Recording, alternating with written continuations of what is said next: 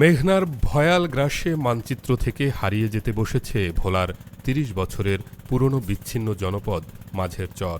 গত কয়েক মাসে তীব্র ভাঙনে বসতভিটা ও ফসলি জমি হারিয়ে নিঃস্ব হয়েছে হাজারো পরিবার।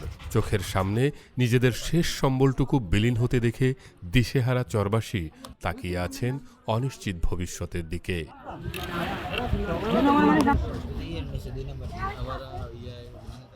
সবুজের দ্বীপ মাঝের চর, যেখানে হাজারো মানুষের বসতি। তবে প্রাকৃতিক সৌন্দর্য থাকায় এর পরিবেশ মুগ্ধতা ছড়াতো একসময়। বর্ষার মৌসুম থাকায় উত্তাল মেঘনা, সেই মেঘনাই এখন ভয়াল রূপে আবির্ভূত হয়েছে ভোলার মাঝের চরের মানুষের কাছে। এখানে এখন দিনরাত একটাই শব্দ, ভাঙনের।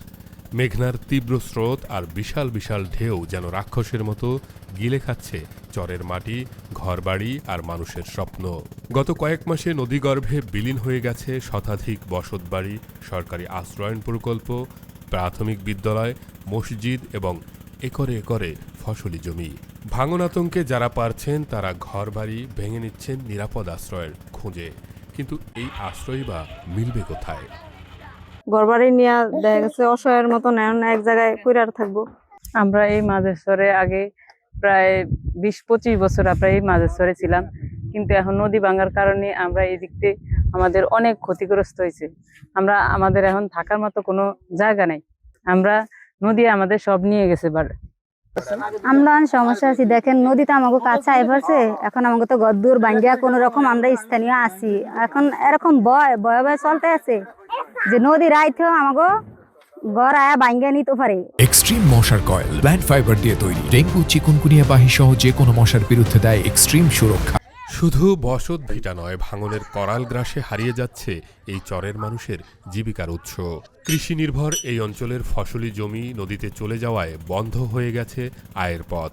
চরের একমাত্র স্কুলটি বিলীন হওয়ায় অনিশ্চিত হয়ে পড়েছে শত শত শিশুর শিক্ষা জীবন। এখন তো মনে করেন নদী ওই যে দেন না, ঘর ভাঙ্গিও হরাই হারে না। মসজিদটা লইয়া গেছে, মসজিদের টিনটুন কিছু হরাইতেও পারে না, বুঝছেন। হ্যাঁ, অনেক ইট লইয়া ইটও নিতে পারে না। অনেক মানুষ কিছু নিতে পারে না, ওই সাইডের পশ্চিম সাইডের কিছু নিতেই পারে না মানুষ। ঘর দুয়ার সহ সব নদী লইয়া গেছে, বুঝছেন। আমি আজকে 25 বছর পর্যন্ত এই মাছ ধর থাকি। এবারকার মতনে ভাঙতি আর দেখিনি আমি। পানি উন্নয়ন বোর্ড বলছে, মেঘনার এই অংশে প্রবল স্রোতের কারণে ভাঙন রোধ করা একটি বড় চ্যালেঞ্জ। স্থায়ী সমাধানের জন্য প্রয়োজন শক্তিশালী বাঁধ, যা সময় সাপেক্ষ। এখানে স্বাভাবিকভাবে জোয়ারের পানি উঠে এবং বাটার সময় সেই পানিটা আবার নেমে যায়। এখানে পানি উন্নয়ন বোর্ডের কোনো বেড়িবাঁধ বা অন্যান্য কোনো স্থাপনা নেই। তবে যেহেতু ভাঙন হচ্ছে, সেহেতু এখানে আমরা ইকোনমিক অ্যানালিসিস করে দেখবো এখানে কোনো প্রকল্প গ্রহণ ইকোনমিক্যালি ফিজিবল হয় কিনা। যদি ইকোনমিক্যালি ফিজিবল হয়, সেক্ষেত্রে আমরা প্রয়োজনীয় প্রকল্প এবং ব্যবস্থা গ্রহণ করব।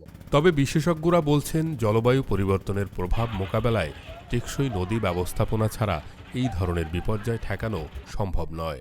নদীটাকে যদি আমরা ভালোভাবে ব্যবস্থাপনা করতে না পারি, তাহলে কিন্তু এই নদী ভাঙন ঠেকানোটা একটু কঠিন। আরেকটা বড় বিষয় হচ্ছে, নদীর সাথে খালের যে সংযোগগুলো ছিল, নানাভাবে বাদ দিয়ে কিন্তু আমরা কিন্তু এই খালের সাথে নদীর যে সংযোগটা আছে, এই সংযোগটা বিচ্ছিন্ন করে দিয়েছি। এটার কারণেও কিন্তু একটা বিরূপ প্রভাব পড়ছে। তার মানে আমাদের আসলে নদীটা বাঁচানোর জন্য এটার সাথে যে সংযোগ খালগুলো রয়েছে, এইটাকেও আসলে আমাদের রক্ষা করতে হবে। তাহলেই কিন্তু আসলে উপকূলের এই জনগণকে কিন্তু এই ভাঙন থেকে রক্ষা করা সম্ভব। একদিকে মেঘনার তীব্র আগ্রাসন আর অন্যদিকে হাজারো মানুষের বাঁচার আকুতি। প্রতিশ্রুতির বেড়াজালে আটকে না থেকে মাঝের চরের এই নিঃস্ব মানুষগুলো কি একটি স্থায়ী সমাধান পাবে, নাকি প্রমত্তা মেঘনার বুকেই হারিয়ে যাবে আরও একটি জনপদ? সেই উত্তর এখন খুঁজছেন এখানকার ভুক্তভোগীরা।